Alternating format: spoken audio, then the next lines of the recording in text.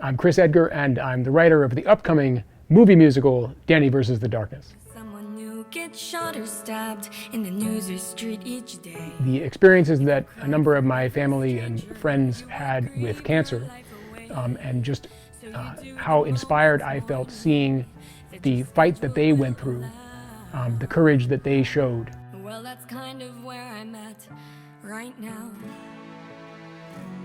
It occurred to me, how can we get something useful? How can we get something beneficial out of this experience?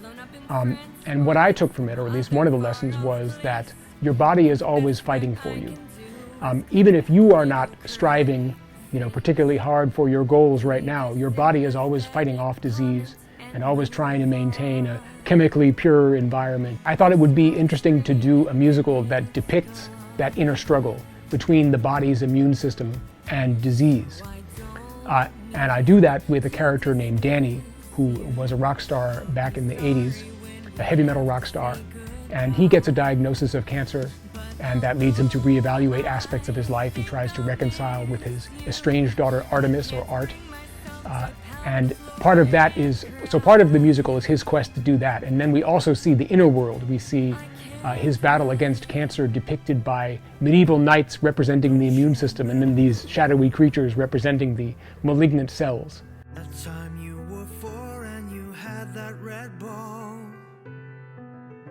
You smashed our new mirror and marked up the wall. I did choose a heavy metal rock star because heavy metal is a form of music that is never apathetic, right? It's never blasé. It's always dramatic in some way.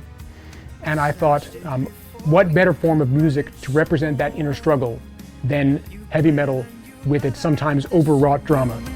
Yes, I've heard this before.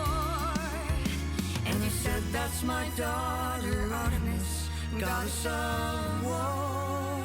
Make sure you follow us on Facebook and Twitter for the latest Danny updates. I hope you can come rock out with us when the film is done.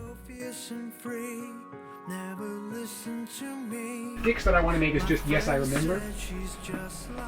So it's like, don't you remember? Yes, I remember.